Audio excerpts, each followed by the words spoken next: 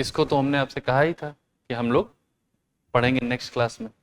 जरा इसको जो है हम थोड़ा सा और खोलते हैं।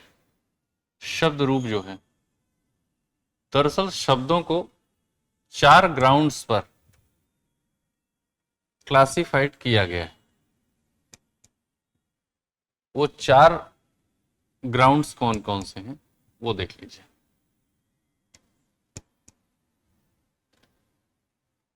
पहला है जिसको हम कहते हैं निर्माण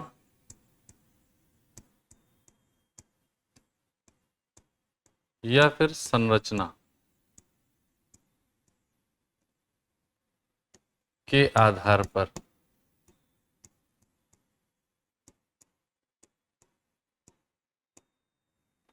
दूसरा जो है वो है स्रोत या उत्पत्ति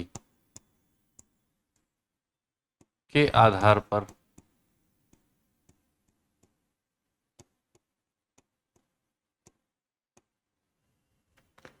तीसरा जो है वो है प्रयोग के आधार पर।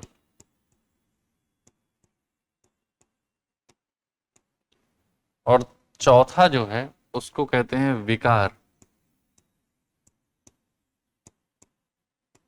या परिवर्तनीयता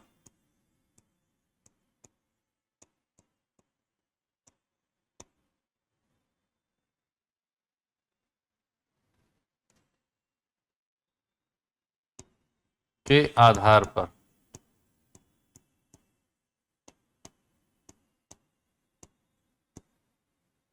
ठीक है। निर्माण या संरचना के आधार पर जो शब्द हैं वो होते हैं 3 प्रकार के।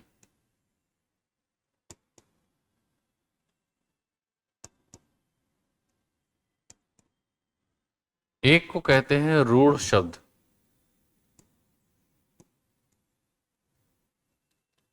दूसरे को कहते हैं यौगिक शब्द,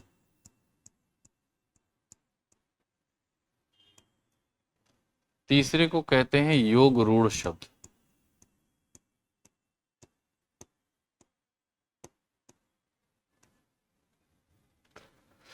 स्रोत या उत्पत्ति के आधार पर शब्द जो हैं वो 4 प्रकार के होते हैं। एक को कहते हैं तत्सम, एक को कहते हैं तद्भव, एक को कहते हैं देशज और एक को कहते हैं विदेशज। लेकिन बच्चों को एक और पढ़ाया जाता है, उसको मैं इसीलिए डिफरेंट कलर से लिख रहा हूं, वो है संकर।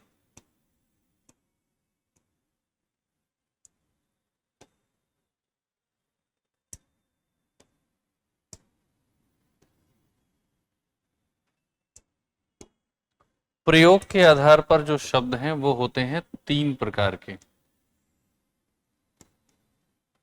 एक को हम कहते हैं पारिभाषिक शब्द,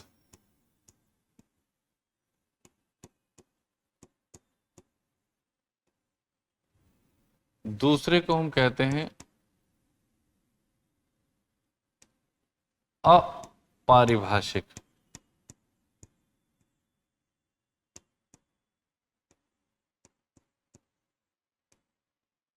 या सामान्य, और तीसरे को हम कहते हैं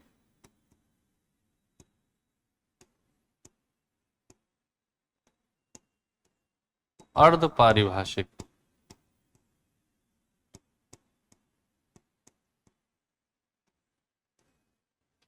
ठीक है।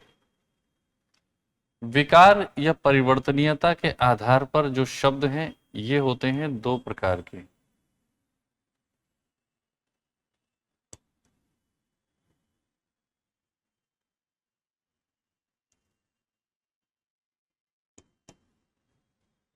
एक को कहते हैं विकारी, और दूसरे को कहते हैं अविकारी।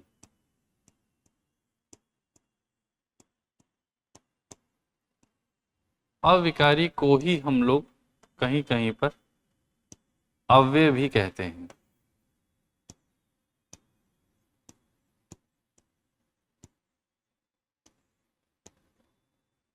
ठीक है, अब वापस यहां आइए।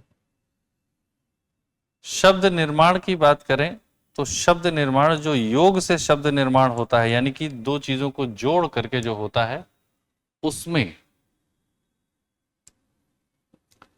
योग 5 तरह से हो सकता है।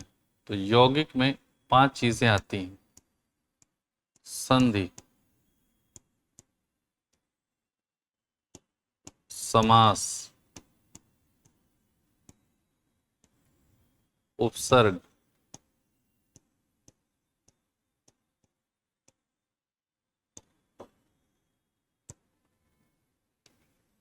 प्रत्यय और द्विरुक्ति।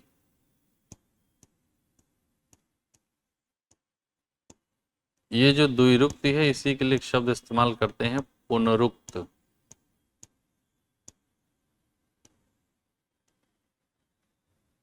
ठीक है,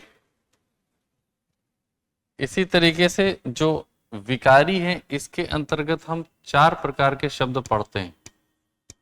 संज्ञा, सर्वनाम,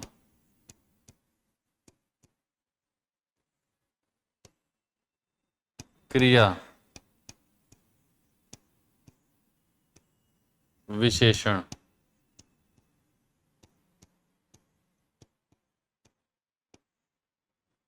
और जो अविकारी हैं, इनके अंदर भी हम लोग 4 पढ़ते हैं।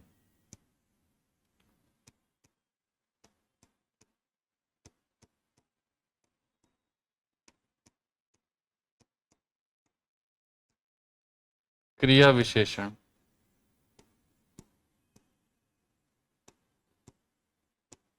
समुच्चय बोधक,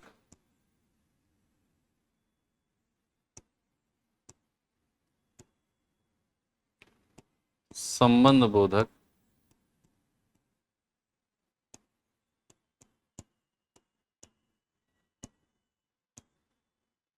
और विस्मय बोधक।